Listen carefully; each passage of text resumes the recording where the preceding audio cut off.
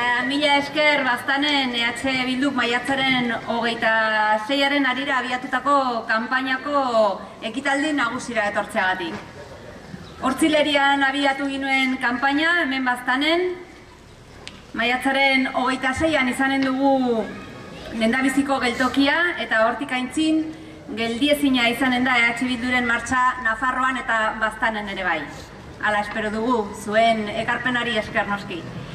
Ekitaldi honetan ikusten duzuen Bakartxo Ruiz, Nafarroako presidente izateko EH Bilduren hautagaia gurekin dugu. Miren Aranoa, parlamentaria, EH Bilduren parlamentaria Nafarroako parlamentuan. Eta Joseba Otondo, Baztango alkate izan dena 4 urtez, eta bertzelau izanen dela.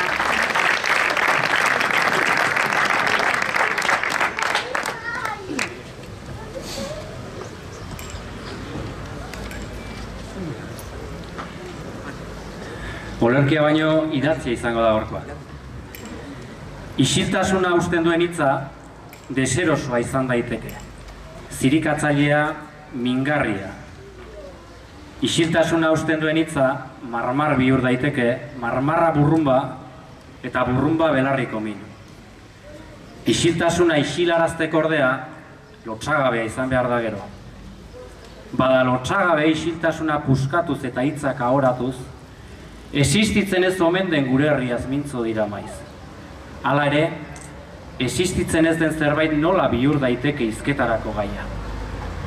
Aldiro mitinetan eta jendaurrean, Euskaldunon belarri zuloak zaurituz eta zauriak zornetuz, gure herriaz gaizkiarrak aritzen dira.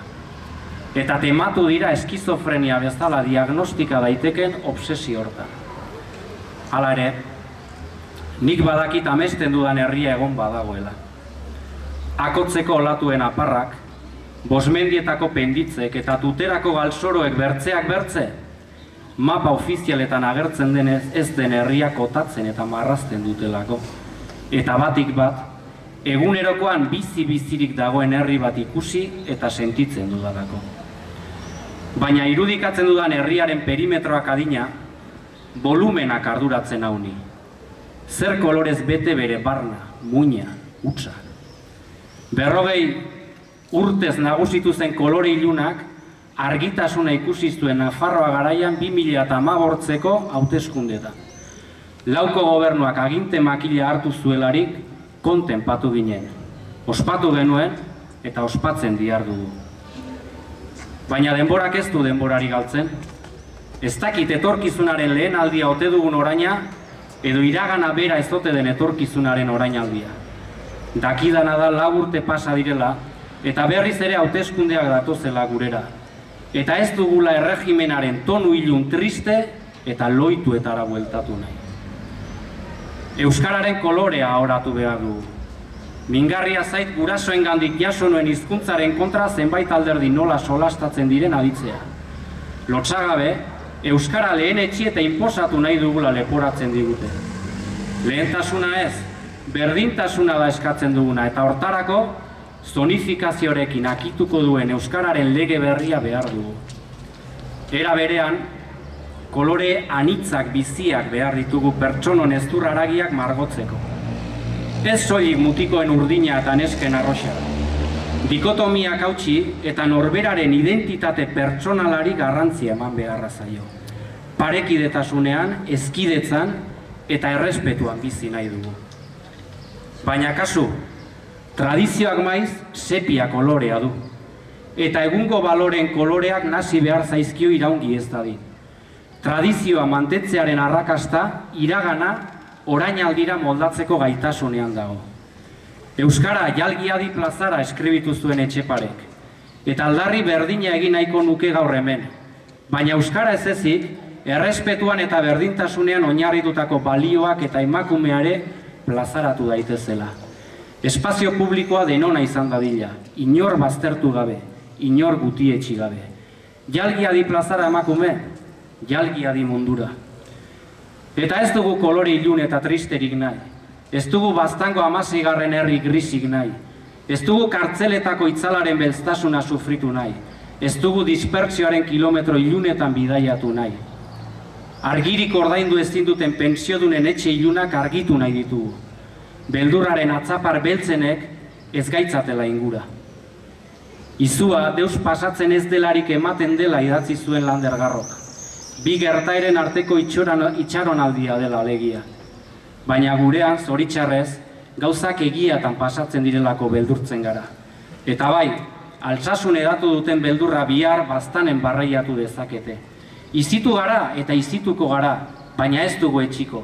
Zalantzarik ez dut, ailegatuko da begizulo beltzena ere hortzadar bihurtuko den eguna. Esan itxarota ere badela bizitzea idatzi zuen Inigo Aranberri, baina gu aspertu gara beti esperoan. Itxaron gela erraldoi batean bizi gara. Beti itxoiten ditugu gutitan asebetetzen gaituzten berriak, Madrildik idazten eta bidaltzen dituztenak. Irudikatzen dugun herria kotatzeko eta koloreztatzeko tenorea ailegatu da. Zuri beltzezko mapetan, hortzadarrak abitzen den herria zizelkatzeko sasoia. Beldurra beldurtzekoa, aldaketa berrestekoa, eta maiatzaren 26an EH Bildu bozkatzekoa.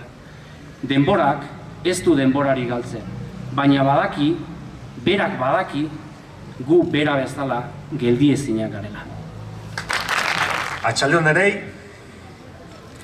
pentsatzen dut zuek denak etzatela mikrobusean torri izanen, etzineten batean kabitu izanen, autobus batzuk beharko ziren. Zorionez, EH Bildu baztanen errotua dago, eta baztango indar bat da, baztango emazteki, gizonki, langile nekazari gazte, etorkinek egiten dutena, eta denen antolakuntzaren emaitza dena. Eta horrengatik, gu ezkara mikrobusetan, torri beharunat argazki bat ateratzeko, atzo batzuk etorri ziren gizan. Gu hementxen gaude, eta gu baztani buruz lan egiteko gaude. Urte batzuk ditugu, dagoeneko hemen gobernatzen agintean, esperientzia bat ere bai. Ongi egindako gauzak, erdipurdi egindakoak, eta gaizki egindakoak ere bai.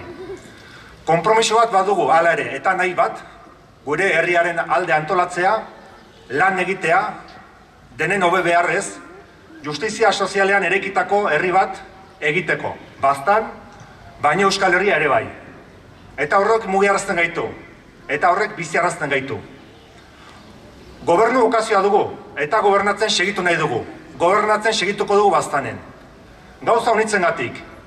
Baina baduguleko analisi bat, baduguleko herri proiektu bat, eta badugulekoz hori aitzineat eramateko lehen gaia, jendea, antolakuntza, ilusioa, borondatea. Eta horrengatik segituko dugu hementxen gobernatzen. Analisi bat dugu, egoerarena, estrukturala dena. Ezkara azalkeretan ibiltzen. Badakigu oino, krisi ekonomiko baten gorrian gaudela.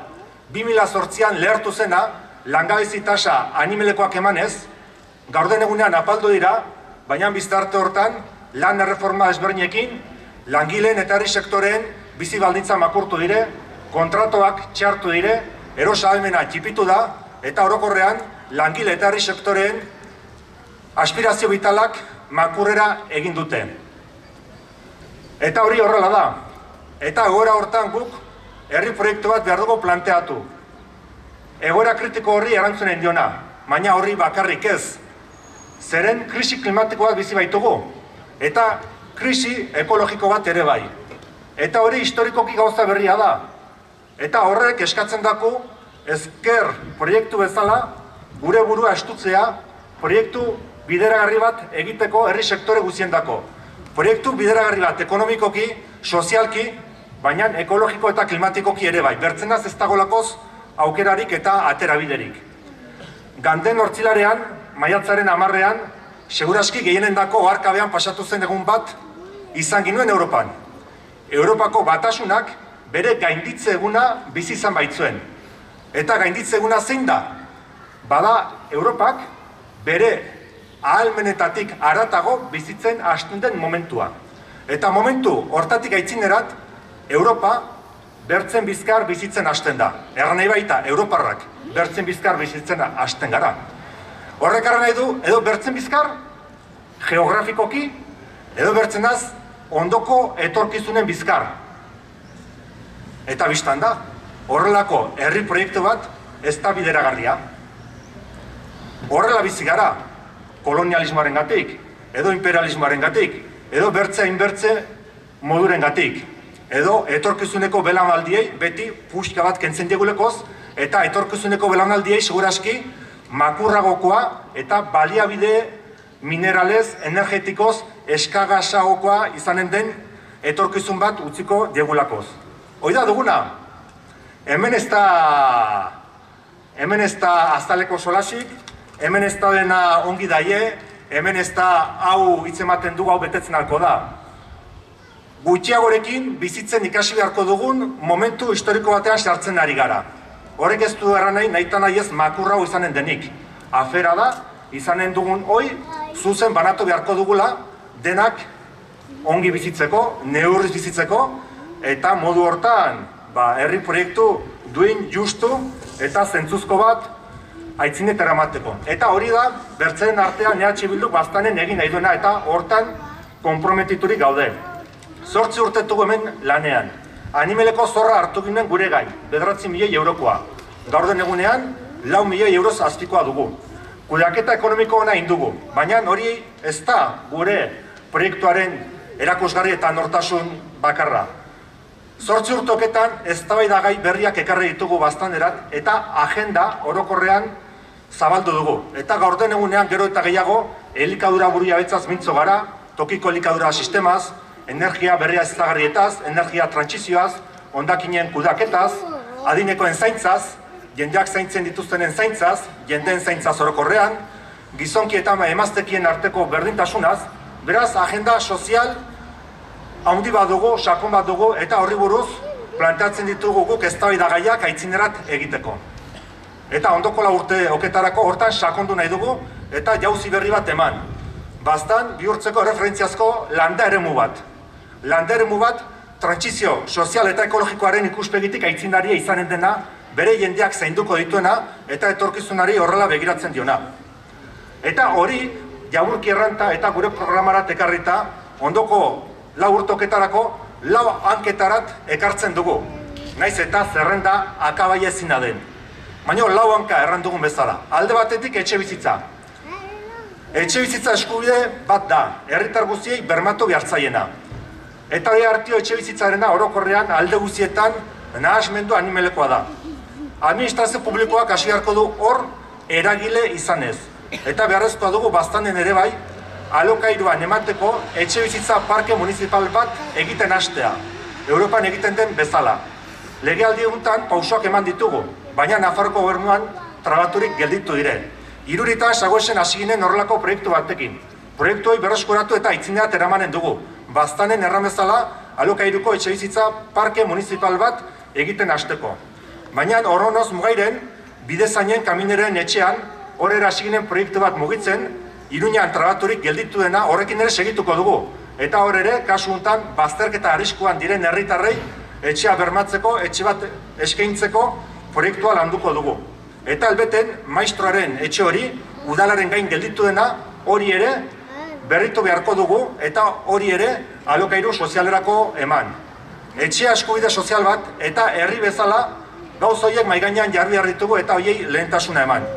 Beraz, etxe bizitzaren gaia denon gaia da, arazo kolektiboa da eta kolektiboki horri atrabide eman behartzaio. Horrekin batean etxe bizitzarekin loturik, ohartu izanen zareten bezala, Elizondoko betiko karrika guzia utxik gelditzen ari da. Elbeten ere bai, karrikatxar inguru guzi hori. Erratzun ere, erdialdeko etxeak ere utxik gelditzen, eta herri guzietan berdin. 898 etxe dugu utxik. Bastango etxeen eunetik 22. Pentsazina da inbertze etxe utxik izenta, lur honetan eta herri bazterreko lurretan erekitzen segitzea. Beharrezkoa alin bada, biztan da, erekiko dugu lur horietan, edo lur horiek ere ibiliko dugu behar diren gauzetarat. Baina zentzudun dena da, lehendabizik utxik dugun hortan eragitea. Eta hortarako tresnak behar ditugu, zeren bertzenaz dena utxik gelituko zaigu. Badakigu komplikatua dela, etxe handiak direla, animeleko etxeak direla, 1900 baino gehiagoko, 1900 baino lehenagokoak gehienak, baina hori dugu erronka kolektiboa. Eta horri buruz ere lana nahi dugu. Eta hortarako hiri jarduketa plan berezi bat bultzatuko dugu. Dagoeneko Nafarroko gobernuarekin aitzindatu dugu, 180.000 euroko aurrekontua du, eta 2 urtez plan hori idatzi beharko dugu, herrik askoetako etxe huts horiek biziarazten hasteko. Ez biziarazteko dena golpean, badakigu unek luze joko duela, baina hori biziarazten hasteko. Hiri jarduketa plan berezia, eremu horiek lehentasunez birgaitzeko eremu izendatzeko. Eta horrela izendaturik, horiek berritzeko laguntza publikoak bikoiztu alizateko. Horrekin ez da aski izanen, etxe haundi horiek aldike animeleko zama dire. Kooperatiba bulkatu beharko ditugu. Etxe horiek berritzeko, promozionatzeko sistema berriak bulkatu beharko ditugu. Hoi da gure erronka kolektiboa, gure imaginazioa, gure sohor almena, gure pentsatzeko almena, erronka kolektibo horien soluzio biderat jarritugu patu. Beraz, etxe bizitza parke municipal bat sortu beharra da alokairuan emateko. Eta etxe huts horiei denei aterabidea eman behar zaie. Eta hori dugu erronka etxe bizitzaren eta erekitakoaren ikuspegitik. Lehendabiziko erronka. Bigarrena, adinekoen zaintza. Baztanen populazioaren 23%ak 325 urte baino gehiago ditu. Eta populazioaren 8%ak 80 urte baino gehiago. Gizartea zahartzen nahi den, Baztanen eta mendebaldeko Europa guztian, eta batez ere landa eremuetan. Beraz, adinekoi buruzko zaintzak garrantzi berri hartuko du, eta hemen bildu garen ezkerreko jendeok horri buruz pentsatu beharko dugu. Nola zainduko ditugun adineko jendeak, eta nola zainduko ditugun jendeak zaintzen dituztenak ere bai. Eta hor badago inbiarreko lan bat, eta hori da zaharretxearen erreforma. Gaurko egunean, Nafarroko gobernuarekin konzertatu beharreko plazak konzertatu ezinik gelditu gara.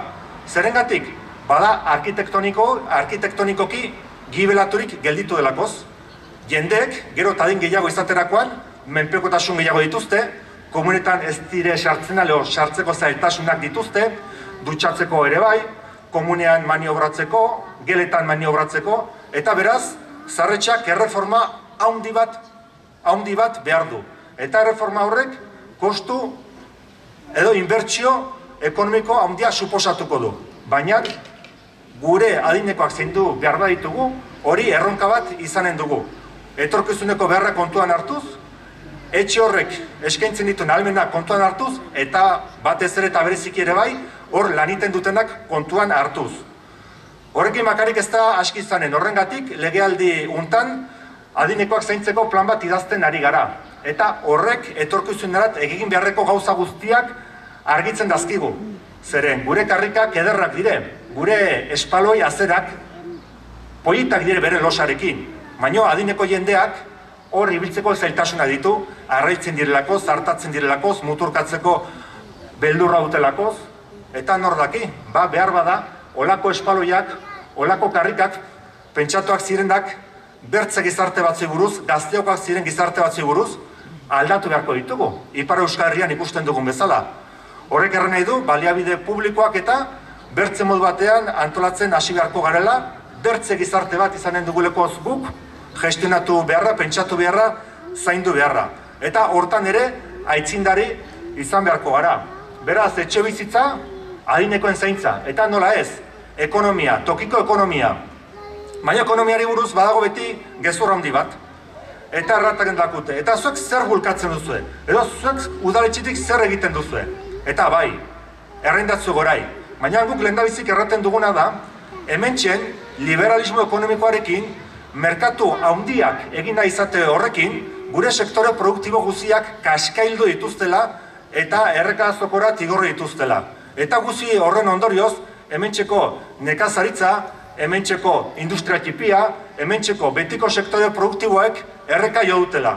Liberalismo ekonomikoaren gatik, merkatu handien gatik, eta logika ekonomiko hortan, beti zerbait ere irabazpide izan duten guzi horien gatik. Eta hori plantatzen dakuze, eta zuek zer inen duze. Bai, guk errein dugu zer inen dugun. Baina lehendabizik erraten duguna da, erreforma estrukturalak beharko direla. Merkatuak agindu behar badu bizi guzian, eta herri guzietan merkatuarekin ez goazin joatere. Beraz, merkatua estuan hartu behar dugu. Eta hori erranta, badago bertze kontu bat aipatzeko ere bai.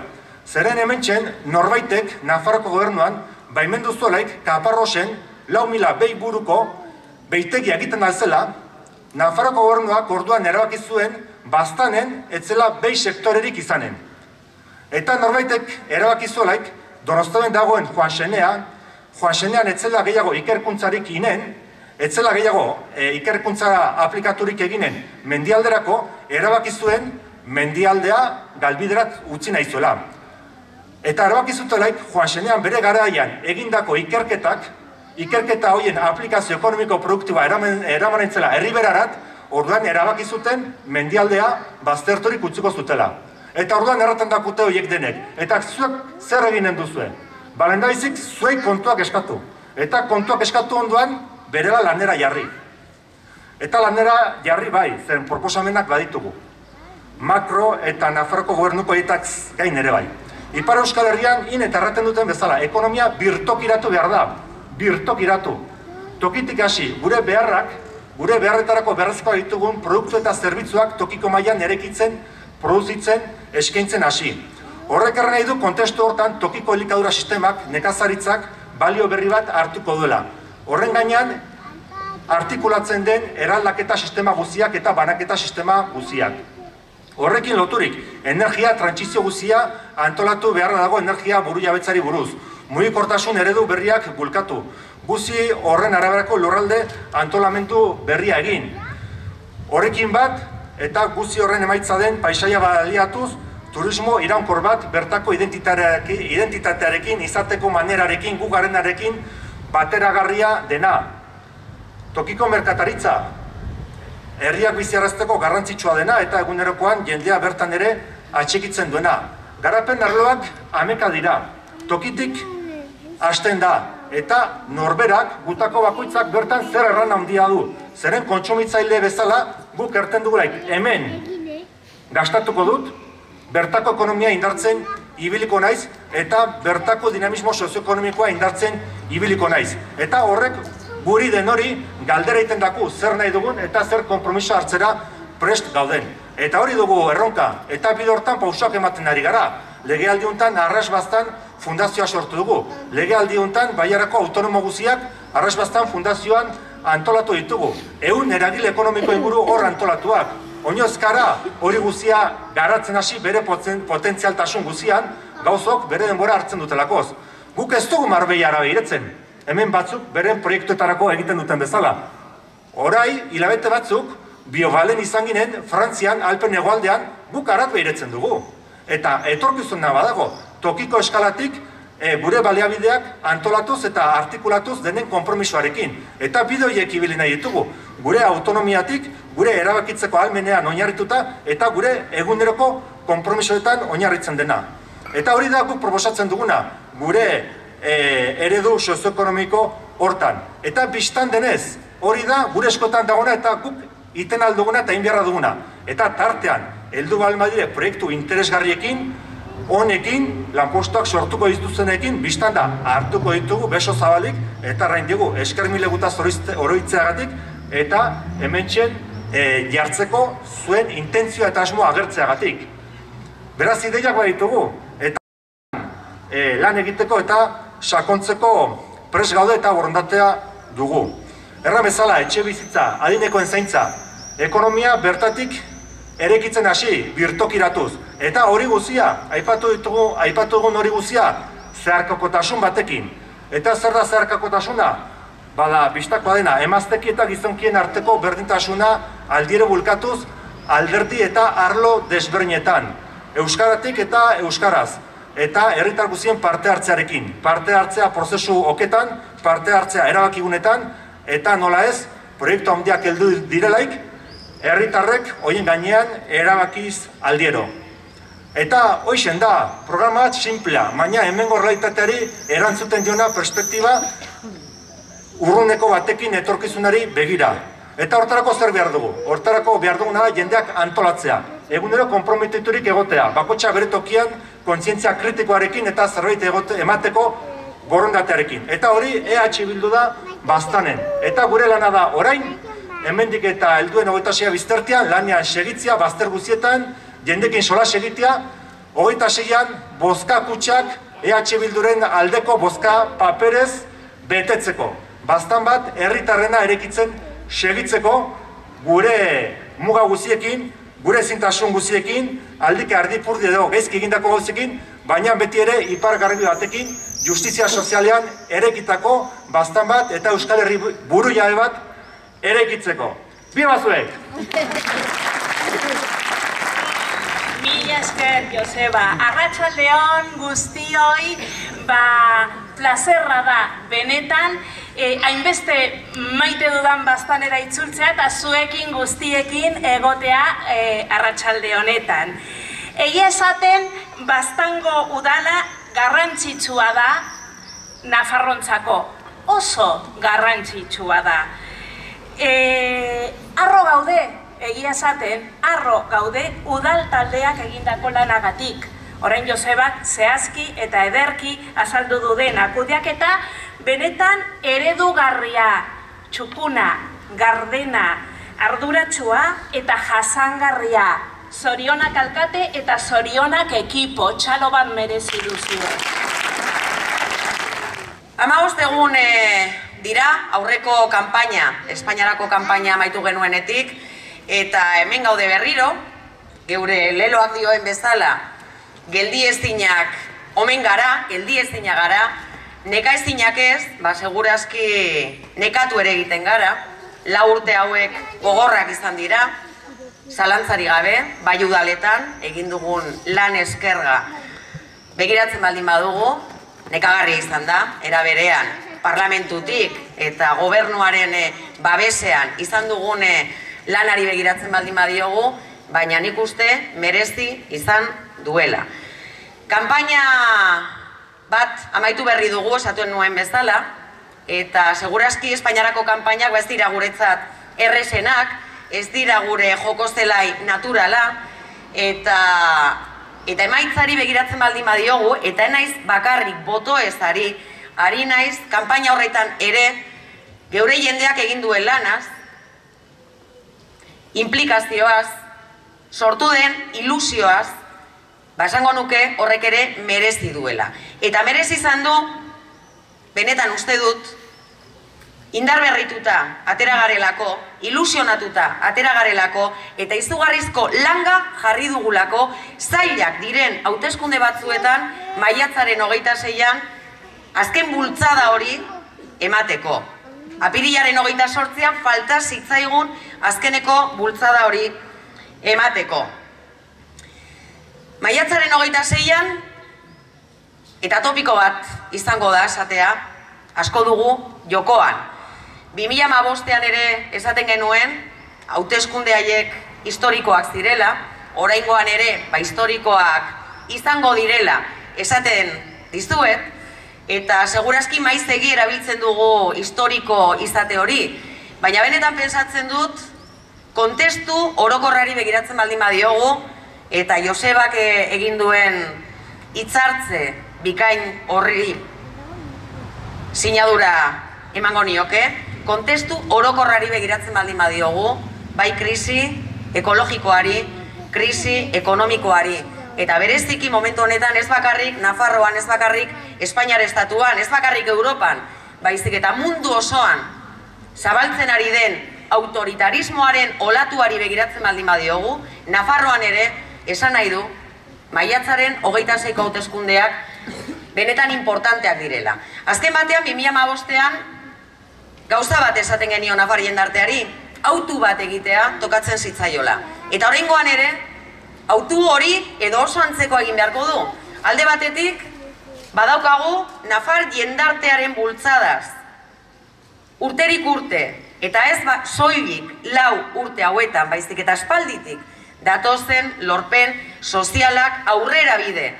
Sozialak hoiekin jarraitzea, eta horretan jarraitzea, edo bestetik, benetan, atzera begira jarri nahi gaituztenen aurrean erreakzioarena. 2 autu hoiek ditu Nafar jendarteak. 4 urte hauetan, zalantzari gabe, eta zailtasunak zailtasun, kontraesanak kontraesan, urratsak egin ditugu eskubideetan, urratsak egin ditugu hizkuntza eskubideetan nahi baino askoz ere gutxiago, urratsak egin ditugu zerbitzu publikoen defentsan lehen privatizatuta zegoena eremu publikora ekarriz, urratsak egin ditugu hainbat eremutan demokratizaziorako bide batzuk irekitzen, urratsak eman ditugu esate baterako, eta lehen Mirentxu Oyarzabalek aipatzen zidan, heldu den ikasturtean medikuntza gradu publiko bat egiteko atarian baldin bagaude, hori ez da kasualitatea. Urte askoz, jende askok, toki askotatik egindako lanaren ondorio bada. Momentu honetan, eta berdintasunaz ari garela, Eskolae bezalako programa bat, eskidetzaz, serioski, hitz egiten ari baldin bagara, hori ere ez da kasualitate bat. Eta hori ez da soilik gobernu baten lorpena, ez da soilik 4 urte hauetan egin denaren lorpena. Hori lortu bada, lortu da, urte luzez, borroka feminista, buru belarri aritu delako, urte luzez, hainbat eta hainbat jende, hainbat eta hainbat nafar, kalean egon garelako, lantokietan ibili garelako, geure eskubideen defentsan eta eremu publikoaren alde lanean. Ez gaude prest atzera egiteko. Eta lehen aipatzen nuen bigarren autu hori, erreakzioarena, 4 urte hauetan egindakoa, eta ez soilik 4 urte hauetakoa, baizik eta lehenagotik ere lortutako hainbat eta hainbat eskubide, iraultzea helburu dutenek, gainera iruditzen zait, plan bat daukatela. Ez gara ari soilik, orain dela 4 urtera arte, Nafarroan agintean zegoen erregimen horretaz. Iruditzen zait gainera, hauek mendeku gozez, bueltatuko liratekela, bueltatuko balira. Mendeku gozez eta beren programa elektoraletan puntu bakarra daukatela. Batzuk eta besteak. Eta puntu hori bada besterik gabe ibilitako bide horretan atzera egitea. Ikusten ari gara, eta egun hauetan oso nabarmen, erregimenaren botere faktikoak hortxe ditugula.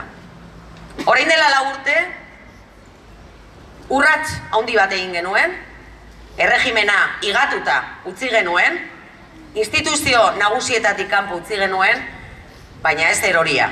Ez da dila inor engaina. Ni egun hauetan entzuten ari naiz, eta gainera tokatzen ari zait horietako batzuekin eztabaida batzuetan parte hartzea, entzuten ari naiz, enpresarioen elkarteak, esate baterako, eremu fiskalean egiten dituen proposamenak, entzuten ari naiz, porlanaren politikara bueltatzeko edo porlanaren politikan jarraitzeko proposamena, berriro, elite privilegiatu batzuen aldeko politikak nahi dituzte. Entzuten ari naiz, era berean, instituzion futuro bezalako think tank hoiek planteatzen ari direna. Hoiek egun hauetan ari dira, esanez, Nafarroko administrazio publikoak langile gehiegi dituela. Ari garela, itxu-itxuan, Nafarroko administrazioa potoltzen eta potoltzen. Eta horrek, ez daukala errentagarritasunik, eta horrek ez daukala bideragarritasunik. Beraz, zerbitzu publikorik ez, eta hauek planteatzen ari direna, berriro ere, eremu pribatua denon diruz eta komuna denaren harira berriro sakel berberak betetzea.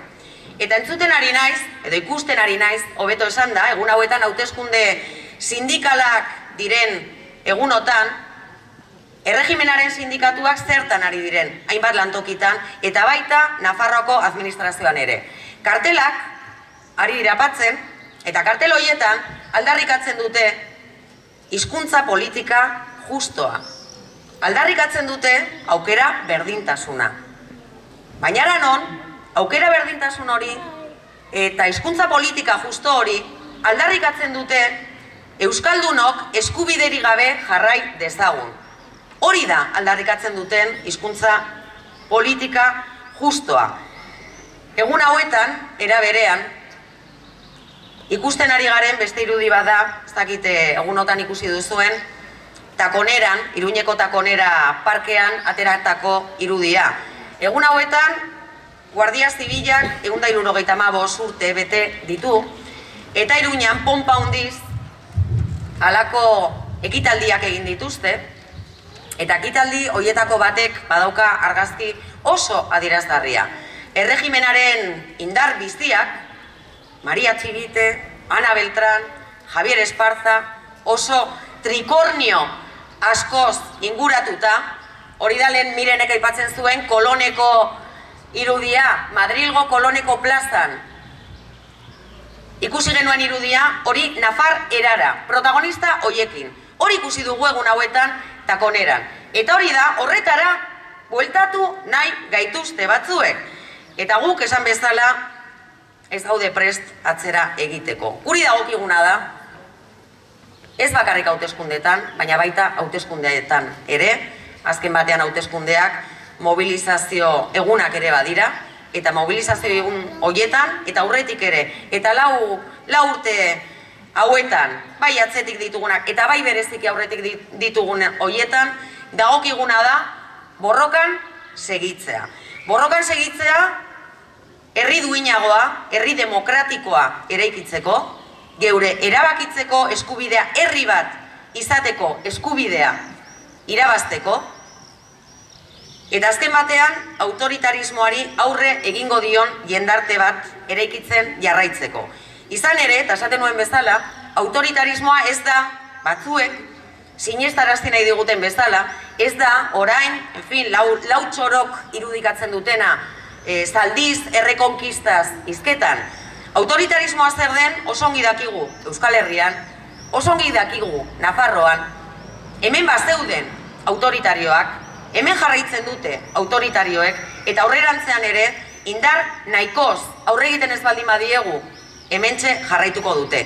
Autoritarismoa zer da? Autoritarismoa ezagutzen duguna da.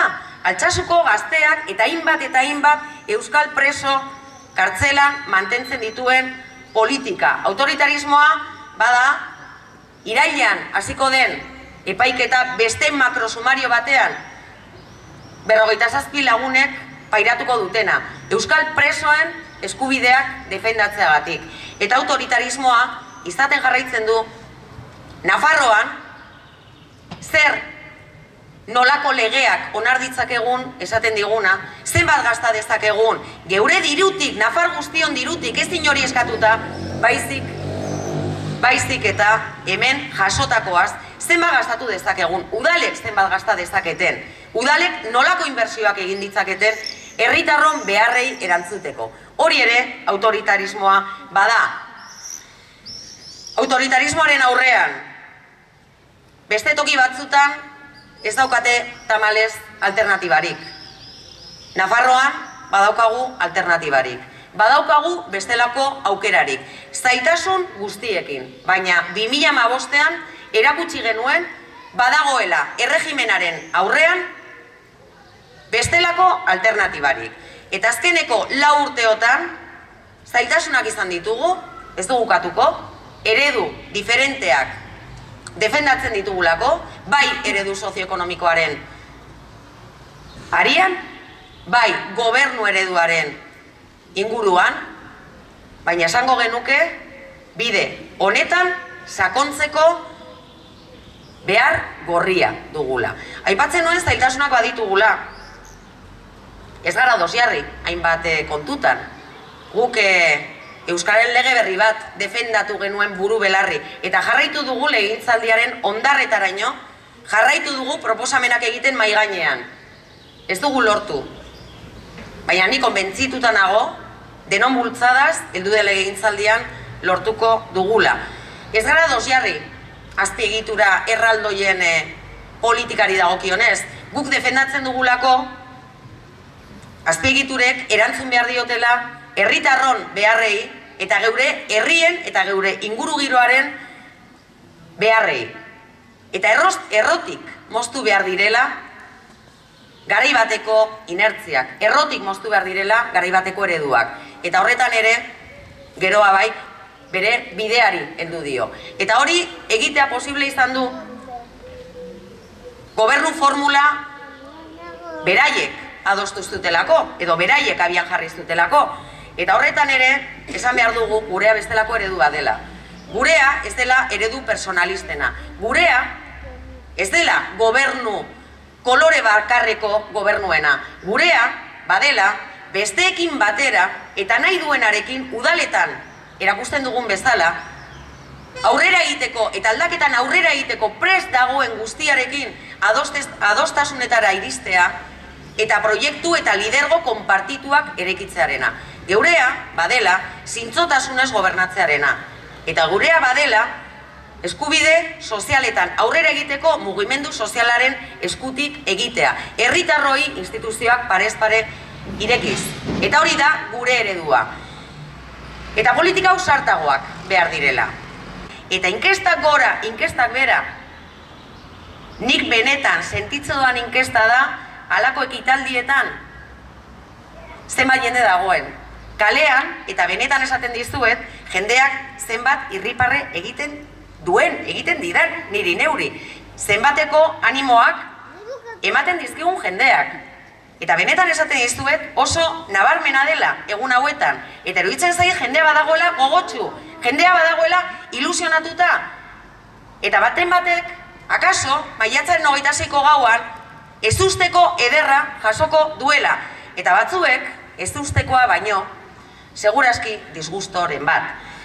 Nik animatzen zaituztet, hemen zaudetenok eta inguruan daukazuen jende guztia auzolan erraldoi horretara ekartzea. Maiatzaren 26a bilakatu behar dugu feminista geldiezinen auzolana, langile borrokalarien auzolana, pensionista borrokalarien auzolana, gazte inkonformisten auzolana eta azken batean Nafarroa, aske, Euskal Herria, aske, buru jabea, euskalduna, feminista, ekologista, nahi duen guztiaren auzolana. Ezin dugu, boto bakar bat, etxean utzi, eta hori benetan importante izango da. Gogoratu 2015ean, oso boto gutxiren bueltan aldatu zirela gehiengo politikoak, oraingoan ere, egoera berean egon gaitezke. Eta arduraz, eta ilusioz jokatu beharra dago maiatzaren 26an. Beraz, badaukagu lana maiatzaren 26a bitarte, eta tartean beste erronka bat botako dizuet. Heldu den larun batean, anaitasuna topera jarri behar dugu. Nik bastaki, zenbat autobus atera daitezke bastanetik, pare bat autobus ateratzeko gai izango bazarete, proportzio horretan, anaitasuna topera ez, jendeak kanpoan usteko moduan egon gaitezke.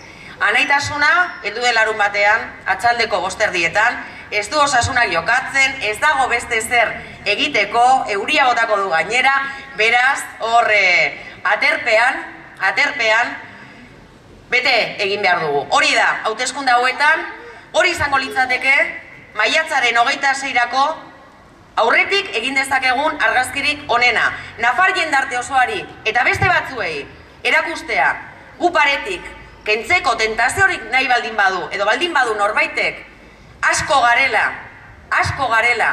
eta muskulo hori erakusteko gai ere bagarela. Beraz, nik larun batean anaitasunan denok ikustea espero dut, eta maiatzaren 26an EH Bilduri emandako boto, milaka eta milaka boto. Irabaztera ateratzen gara. Beraz animo, gora Baztan, gora Nafarroa, gora Euskal Herria Bildu.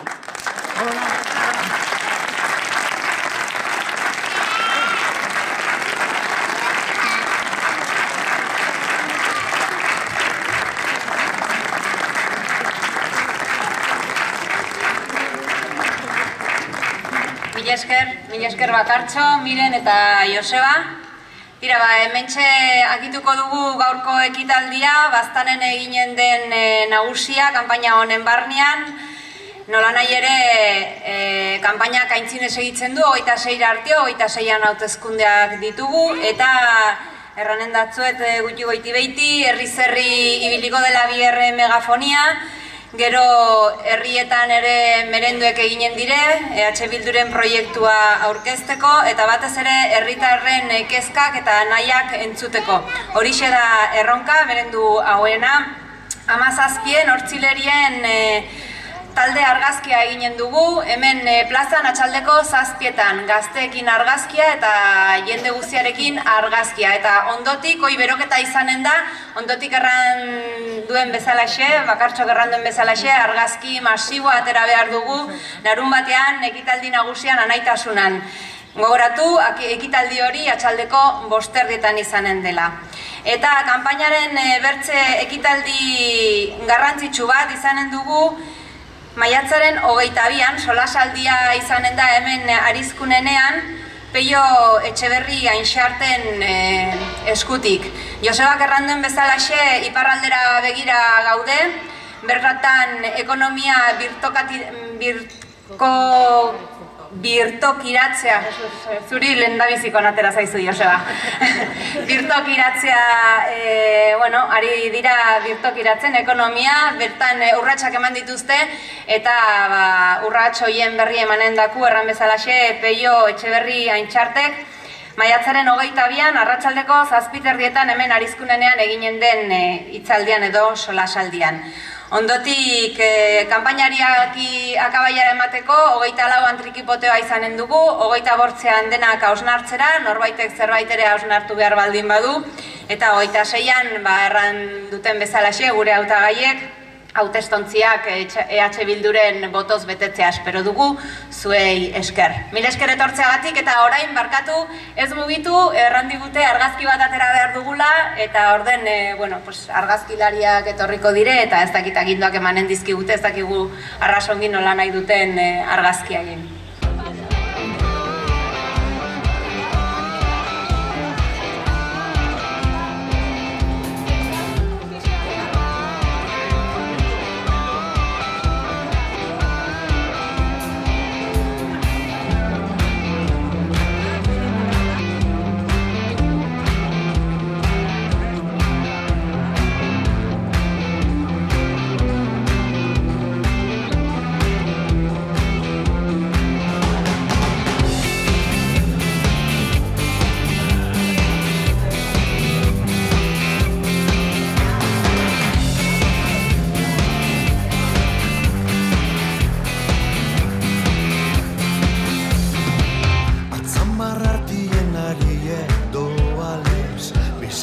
Ez atzera egiten, eta konturatzen garen erako